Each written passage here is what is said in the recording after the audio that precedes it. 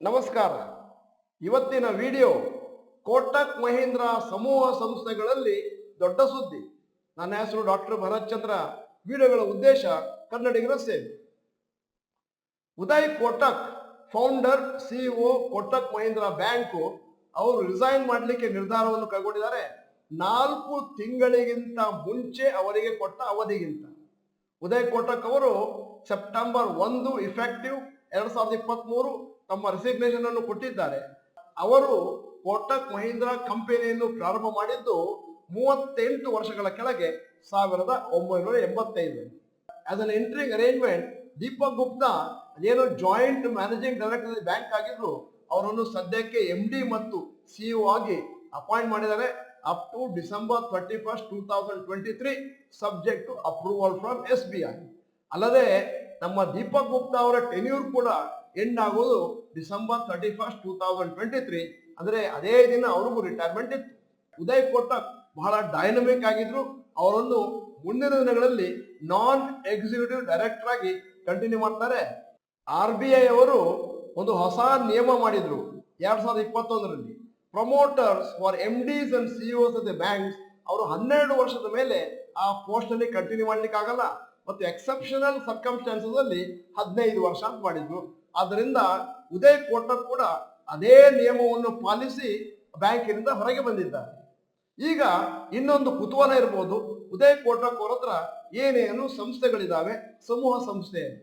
1 Kotak Mahindra bank, 2 Kotak Mahindra life insurance, 3 Kotak securities, 4 Kotak Mahindra general insurance, 5 Kotak Mahindra asset management, 6 Kotak Mahindra capital company, 7 Kotak Mahindra investment advisors.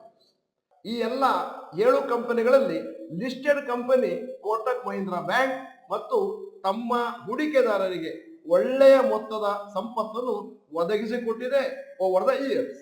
ಈಗ Kotak Mahindra bank profits ಮತ್ತು stock price ಕಳೆದ 5 ವರ್ಷ 2018-19ರಲ್ಲಿ 7,204 ಕೋಟಿ net profit, stock price 1,287 ಇತ್ತು August 2018. ನಾನು ಮಾತಾಡ್ತಿರೋದಲ್ಲ ಆಗಸ್ಟ್ ತಿಂಗಳ ಪ್ರೈಸಸ್. 2019-20 8,593 ಕೋಟಿ ಪ್ರಾಫಿಟ್, 1,431 ಶೇರ್ ಪ್ರೈಸ್. 2021ರಲ್ಲಿ 9,990 ಕೋಟಿ, 1,401 ರೂಪಾಯಿ. 2021-22ರಲ್ಲಿ 12,089 ಕೋಟಿ ಪ್ರಾಫಿಟ್ ಮತ್ತು 1,753 ಶೇರಿನ ಬೆಲೆ. 2022-23 14,925 ಕೋಟಿ ನೆಟ್ ಪ್ರಾಫಿಟ್ ಮತ್ತು ಶೇರಿನ ಬೆಲೆ 1,915 ಆಗಸ್ಟ್ 2022 ಅಲ್ಲಿ ಮತ್ತು ಆಗಸ್ಟ್ 2023ಯಲ್ಲಿ 1,760.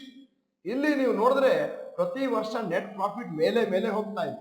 ಆದರೆ ಒಂದು ಪ್ರಶ್ನೆ ಜನ ಕೇಳೋದಿಲ್ಲ ಅಂತಂದ್ರೆ, ಕೋಟಕ್ ಮಹೀಂದ್ರ ಬ್ಯಾಂಕ್ ಅದರ ಬೆಲೆ ಯಾಕೆ ಮೇಲಕ್ಕೆ ಹೋಗ್ತಾ ಇಲ್ಲ? ಕೋಟಕ್ ಮಹೀಂದ್ರ ಬ್ಯಾಂಕ್ ಶೇರ್ಸ್ ಎಷ್ಟು ಹೂಡಿಕೆದಾರರಿಗೆ ಕೊಟ್ಟಿದೆ ಕಳೆದ ಕೆಲವು ವರ್ಷಗಳಲ್ಲಿ ಒಂದು ಪಟ್ಟಿಯನ್ನು ನಿಮ್ಮ ಮುಂದೆ ಇಟ್ಟಿದ್ದೇನೆ. 1 ವರ್ಷಕ್ಕೆ -8%, 3 ವರ್ಷಕ್ಕೆ 8% ಪರ್ ಆನಮ್, 5 ವರ್ಷಕ್ಕೆ 7% ಪರ್ ಆನಮ್, 10 ವರ್ಷಕ್ಕೆ 18% ಪರ್ ಆನಮ್ ಮತ್ತು 23 ವರ್ಷ 8 ತಿಂಗಳಿಗೆ ಅಂದ್ರೆ ಜನವರಿ 2000ದಿಂದ 26% ಪರ್ ಆನಮ್ ಕೊಟ್ಟಿದೆ. ಇಲ್ಲಿ ಜನ ಕೇಳುವ ಪ್ರಶ್ನೆಗೆ ಉತ್ತರ ಕೊಡಬೇಕು ಅಂತಂದ್ರೆ ನಾನು ಇತರ ಹಲವಾರು ವಿಷಯಗಳನ್ನು ಹೇಳಬೇಕಾಗುತ್ತೆ.